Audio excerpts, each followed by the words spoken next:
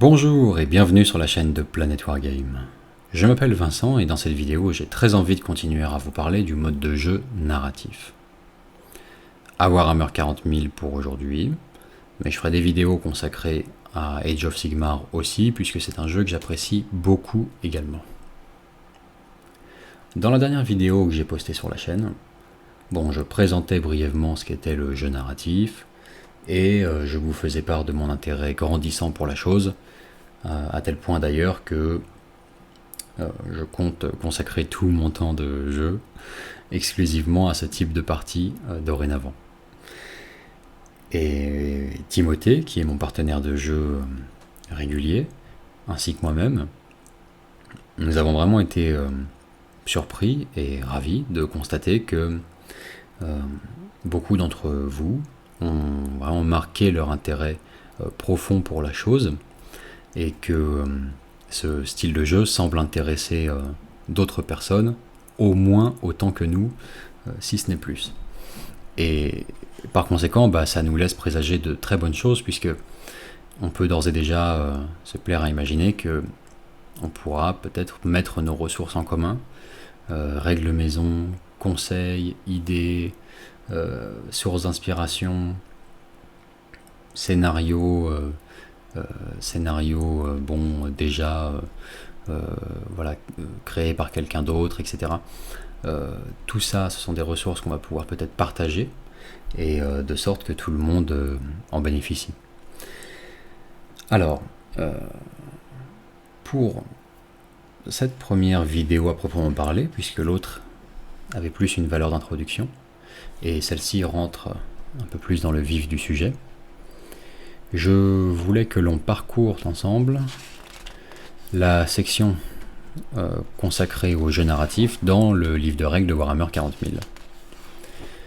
Ce qui peut sembler un sujet un peu convenu, comme ça, un peu bateau peut-être même, mais je pense que c'est très intéressant et à plus d'un titre. Alors, pourquoi ? Je vais m'expliquer. Mais d'abord un préambule, peut-être, parce que c'est vrai que ça semble vraiment la base même la manière dans laquelle un débutant aborderait le jeu narratif s'il se lançait juste dans la 8e édition. Or, il se trouve que, justement, c'est un peu sous cet angle-là que je veux réaliser la série de vidéos consacrée à ce sujet. Puisque je tiens vraiment à préciser que je fais moi-même mes premiers pas dans ce mode de jeu. Et par conséquent, si vous êtes venu trouver un maître, un enseignant, ou je ne sais quoi, sur le sujet, vous n'êtes pas vraiment au bon endroit, puisque moi je n'ai pas d'expérience de maître de jeu depuis une dizaine, une vingtaine d'années, à transmettre. Je n'ai pas de fait d'armes de la sorte à faire valoir, et par conséquent ce que je vous propose c'est plutôt de suivre mon cheminement étape par étape, et je tâcherai de, à chaque nouveau pas, vous retransmettre ce que j'ai pu apprendre, ce que j'envisage pour la suite, etc. Voilà. De manière à ce qu'on puisse peut-être apprendre des choses ensemble, explorer ensemble, de manière à ce que je puisse apprendre de certains d'entre vous, en fait, bien plus que je ne leur apprendrai quoi que ce soit. Mais donc, voilà pourquoi déjà, commencer par la base actuelle, la base la plus accessible pour tout le monde en fait, puisque ça c'est un livre qui est encore parfaitement édité, il vient de sortir il y a 2 semaines, 3 semaines, donc on n'a pas besoin d'aller puiser dans des livres qui ne sont plus édités, etc. Donc c'est vraiment la ressource la plus actuelle à ce sujet. Ensuite, parce que je pense tout de même que même quelqu'un qui aurait une expérience considérable dans ce domaine-là gagne à aborder, comme ce devrait toujours être le cas en fait, chaque nouvelle édition avec un minimum. En fait, en quelque sorte, il s'agit d'humilité. C'est-à-dire que à chaque nouvelle édition, on revient avec un état d'esprit finalement qui ne devrait pas être si loin de celui du débutant absolu, dans l'idéal. Puisque finalement, qui que vous soyez à l'heure actuelle, finalement on peut dire que vous êtes un débutant à Warhammer 40 000. Ce que je veux dire par là, c'est que même avec 20 ans d'expérience, toutes les règles de la V2, de la V3, jusqu'à la V6, V7, ne vous serviront pas à grand chose en 8ème édition. Et par conséquent, c'est avec un état d'esprit neuf qu'il faut aborder la chose, je pense. Et vu à quel point cette édition est encore toute neuve, je pense que je peux présumer, sans trop me risquer, que finalement nous sommes tous des débutants à nouveau dans cette nouvelle édition. Donc repasser par ce circuit de mission un peu déjà dans le livre de base permet de se refamiliariser avec les règles, et c'est vraiment indispensable si on veut pouvoir les manipuler un peu par la suite avec des règles maison ou des choses comme ça. Ensuite, et ça c'est vraiment le point le plus important, pour moi la ressource cachée de cette section du livre de règles, c'est que on a 6 scénarios proposés. Et ces 6 scénarios, leur intérêt principal à mon sens n'est pas tant d'être des missions toutes faites, prêtes à jouer. Ah génial, bon alors s'il y a des missions toutes faites, on peut s'économiser le rôle d'un maître de jeu, on peut s'économiser le travail préalable d'écriture d'un scénario, etc. Non, c'est pas vraiment l'intérêt principal que j'y vois. L'intérêt principal que j'y vois, c'est que il y a là-dedans caché une sorte de mini tutoriel.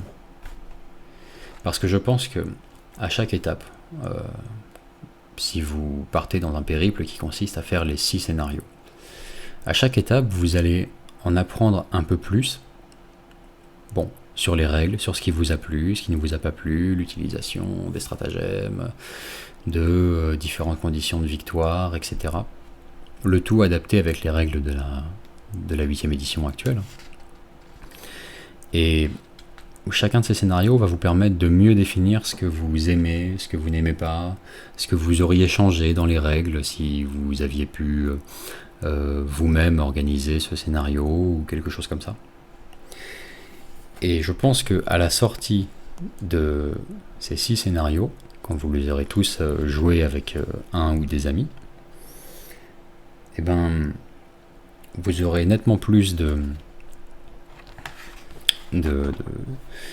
d'expérience déjà qu'en ayant débuté, et pas seulement à un niveau du coup d'optimisation de votre manière de jouer pour gagner, mais à un niveau surtout, et c'est le plus intéressant, d'organisation de parties, de règles spéciales, de choses comme ça.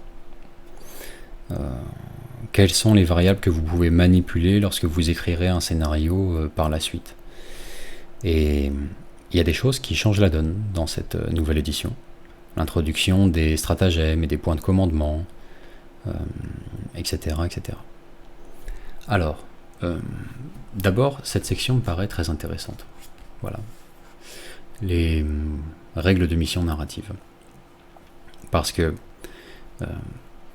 l'intention ici, et elle est tout à fait pertinente, c'est de vous donner une série de règles spéciales qui vont être adaptées à ce style de jeu et que vous allez assez souvent retrouver. Ça va être des mécaniques, des règles récurrentes qui ont un thème tellement large qu'il est facilement adaptable à beaucoup de situations narratives différentes. Et par conséquent, c'est des règles que vous allez pouvoir utiliser vous-même dans vos propres scénarios, etc., etc. Vous avez déjà des règles toutes faites que vous pouvez adapter, bien sûr, mais C'est une petite boîte à outils dont on peut que regretter qu'il n'y en ait pas tant que ça. Hein. Il n'y en a pas énormément. Mais si je vous dis par exemple quelque chose comme bombardement préliminaire. Bon, l'idée est que l'attaquant dans cette mission lance un bombardement préliminaire avant de déployer ses forces terrestres sur le champ de bataille. Et ça va se manifester sous la forme de blessures mortelles pour le défenseur avant même que le premier tour n'ait débuté. Bon. Vous voyez le potentiel un peu universel en fait de ce genre de règles, puisque ça va... Voilà, vous allez trouver moyen de... Ça va pouvoir représenter plein de choses en fait, plein de choses qui pourraient vous passer par la tête. Le fait de l'avoir là, comme ça, déjà présenté dans une forme préécrite par Games Workshop, c'est très sympa. On peut d'ores et déjà, nous en tant que joueurs narratifs, si vous suivez ces vidéos, établir déjà une première boîte à outils de règles qu'on va pouvoir apprendre à connaître, et ça fera partie de notre langage commun. Quand on parlera de bombardement préliminaire, on saura de quoi on parle. Quand on parlera de déploiement caché, celle-ci aussi, cette règle est très intéressante. On aura tout de suite une idée de quoi on parle, et ça va être intéressant. Voilà, c'est des outils à notre disposition. Bon, d'autres sont plus anecdotiques. Un raid à l'aube, voilà, c'est juste que le début de la partie se passe à l'aube ou à la tombée de la nuit, et par conséquent on enlève 1 à chaque jet de touche en phase de tir pendant le premier round de bataille. Les joueurs qui ont déjà quelques années de jeu derrière eux reconnaîtront que c'est la nouvelle version de Combat Nocturne. Bon. Alors ensuite on arrive sur les scénarios à proprement parler, et là ce que je trouve intéressant, c'est que pour un joueur souhaitant faire la transition depuis le mode de jeu égal, notamment, il y a là l'idée qui est introduite de force asymétrique. Il y a toujours attaquant, défenseur. Et les deux armées devraient être inégales dans la plupart des scénarios. Inégales en points ou en niveau de puissance. Il y a aussi une asymétrie dans les zones de déploiement. On retrouvera ça un peu dans tous les scénarios. On voit là que la zone du déploiement du défenseur est immense quand celle de l'attaquant est très réduite. Il y a une asymétrie aussi au niveau des stratagèmes utilisables. Et déjà, ça introduit à cette idée de parties non égales. Voilà. On commence avec une base différente, suivant le rôle attaquant, défenseur, etc. C'est déjà une idée à laquelle il faut se faire, en fait, quand on fait la transition dans ce mode de jeu. Et au-delà de ça, voilà, quand vous êtes un peu plus expérimenté et que vous comptez créer vos propres scénarios, etc., le fait, déjà, en passant par ces scénarios-là, de commencer à jouer avec des stratagèmes adaptés à chaque mission, des stratagèmes qui ne sont pas les mêmes pour l'attaquant et le défenseur, ça vous donne une bonne première expérience, si vous voulez, de la chose, et quand vous voudrez plus tard vous-même la modéliser sous forme de règles, vous aurez une bonne idée du nombre de points de commandement qui sont adaptés pour tel type de règles, de la juste mesure des stratagèmes que vous pouvez introduire. Est-ce qu'ils sont vraiment juste insignifiants ou alors trop significatifs? Est-ce qu'ils renversent une partie seulement en 2 points de commandement? Il y a une juste mesure à trouver, je pense. Et dans ce que je viens de dire là, pour moi, ce qui est à retenir, c'est que on a d'un côté l'introduction de choses simples, mais qu'il faut accepter pour un joueur, hein, et donc le joueur, lui, bénéficie de cette expérience, et celui qui déjà entrevoit un rôle de maître de jeu, ou comme voilà, il fait partie des gens qui ont 20 ans d'expérience de rôliste, de wargamer, et qu'ils sont déjà très familiers de ce mode de jeu, ils ont organisé plusieurs campagnes, etc. Et ben, eux, ils ont un autre degré de lecture, plus en se consacrant sur cette partie-là, ainsi que sur les conditions de victoire, ou des choses comme ça, ou les règles un peu universelles dont j'ai parlé tout à l'heure, bombardement préliminaire, tout ça. Eux, voilà, ils ont un champ de lecture de la chose plus étendu, ils voient de plus loin, et ça leur permet aussi de se faire une expérience là-dessus à un tout autre niveau, quoi. D'où l'intérêt pour moi de cette section, vraiment. Alors, outre le fun que vous pouvez juste avoir et ressentir en jouant même ces scénarios, hein, ça peut être juste tout simplement génial d'emblée. Mais non seulement, si vous pouvez joindre le fait de faire une bonne partie avec le fait d'en retirer une expérience qui vous sera bénéfique pour la suite, alors c'est génial. Moi je tiens à préciser que je n'ai joué que ce scénario pour l'instant, hein, le tout premier, là, hachoir à viande. C'est le premier qu'on ait joué, c'était très sympa. Je sais que d'ores et déjà, j'ai appris des choses en jouant ce scénario, et je le modifierais volontiers si c'était à refaire. Je changerais un peu les choses. J'ai pas exactement envie de m'étendre sur ce que je changerais, etc. Il y a plein de choses, j'ai plein d'idées pour renforcer vraiment le thème choisi dans ce scénario, mais ça fera peut-être l'objet d'une vidéo à part, puisque là ça va allonger inutilement la vidéo. Mais oui, je changerais bien des choses pour que ce soit encore plus épique et qu'on ressente encore mieux la thématique choisie. Mais déjà, c'était très sympa. Très sympa. Et vous voyez, rien qu'en un scénario, j'ai appris des choses, si vous voulez. J'ai appris des choses. Et par conséquent, j'ai hâte de continuer sur la suite. Déjà, parce que ça promet en soi d'être sympa, que ça va continuer à me familiariser avec les règles de la 8ème édition, parce que oui, elles sont très simples, mais malgré tout, ça reste une nouvelle édition tout de même, et il faut se défaire des vieux réflexes et en adopter de nouveaux. Donc voilà, j'ai hâte de continuer mon petit cheminement à travers ces propositions de scénarios. Et certains déjà m'ont l'air très sympas, avec des conditions de victoire assez imaginatives. Et j'ai plutôt hâte de les jouer, quoi. Embuscade, pas besoin de vous faire un dessin, c'est très évocateur. On imagine volontiers de quoi il s'agit. Patrouille, je le trouve un peu plus générique, un peu moins inspiré. Peut-être que ce sera très marrant quand même, mais Patrouille, basiquement, c'est juste un scénario où attaquants et défenseurs ne déploient pas toutes leurs unités sur la table, mais il y a des réserves qui arrivent au fur et à mesure, hein, au compte-gouttes, tour après tour. Donc ça, c'est juste une partie avec des réserves, quoi. Donc ça me paraît pas hyper palpitant. Néanmoins, le fait d'avoir des stratagèmes quand même différents pour attaquants et défenseurs va peut-être pimenter un peu la chose. Blitz, super. Vous voyez, là c'est très simple. On se fait une idée tout de suite avec les zones de déploiement.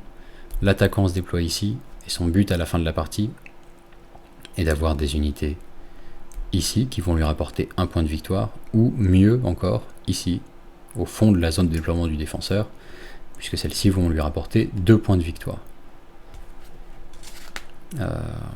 Bon, génial, génial. Et d'ailleurs, il y a des règles très astucieuses que j'ai déjà vues pour simplement le fait que le défenseur marque un point de victoire par unité ennemie détruite. Et les unités ennemies d'ailleurs ont la règle assaut soutenu, c'est-à-dire qu'elles reviennent sur le champ de bataille par le bord de table lorsqu'elles sont détruites. C'est intéressant parce que ça modère éventuellement la tentation pour l'attaquant de prendre des petites unités rapides et fragiles qui iront juste parcourir en un tour, en turbo boostant toute la table, étant donné qu'elles peuvent revenir à chaque tour. Là, non, à chaque fois qu'on fait ça, c'est un point de victoire pour le défenseur. Donc, très intéressant. Sabotage, celui-ci a l'air vraiment très alambiqué, mais j'ai hâte de le tester quand même. Vraiment mission à thème qui requiert un bon décor, adapté. On verra. Et sauvetage, qui est la dernière mission, et je crois peut-être l'une des plus avancées quand même, question règles. On est un peu dans quelque chose de complexe, il faut bien relire 2 fois la mission avant de se faire une idée de ce qui est proposé. Mais ça a l'air très prometteur puisque l'introduction déjà, moi me plaît beaucoup, ça promet un truc assez palpitant. Voilà. Bref, bon, sur ce, je vais clore cette vidéo parce que je pense avoir fait le tour de ce sujet. J'aurai l'occasion d'y revenir quand j'aurai joué un peu plus de missions que la première, hein, forcément. Mais voilà, ce dont je voulais vraiment vous faire part, pour résumer, c'est ça. Ici, ce n'est pas que des missions prêtes à jouer, prêtes à l'emploi. C'est aussi un mini tutoriel, c'est ça, qui va vous aider à plus tard conceptualiser vos propres parties, qui va vous permettre, parce que la V8 est encore fraîche, de continuer à vous familiariser avec ces règles et de retenir, le mieux serait de noter, je pense, et garder pour plus tard les différentes règles que vous avez aimées, qu'il s'agisse de stratagèmes, de règles comme ceci un peu universelles, ou aussi des conditions de victoire qui sont déterminantes pour le thème de la partie en fait. C'est ce qui va déterminer vraiment si vous voilà le changement fondamental par rapport à une partie dirons-nous ordinaire, c'est ça. C'est le fait de devoir par exemple dans la mission sauvetage à la fin trouver un espion et le ramener sain et sauf hors de la zone de déploiement ennemi, quoi. Ça c'est une condition de victoire qui vraiment tout de suite donne le thème et promet une partie intéressante. Voilà, donc le mieux est de noter tout ça, le garder de côté, et vous savez dorénavant que c'est des choses que vous pouvez utiliser après dans vos propres parties. Voilà, en somme, ce dont je voulais parler dans cette vidéo. Sur ce, je vous dis à très bientôt. Je ne sais pas encore quel sujet j'aborderai dans la prochaine vidéo. On verra bien, ce sera au gré de l'inspiration. Bon jeu, bonne peinture, salut!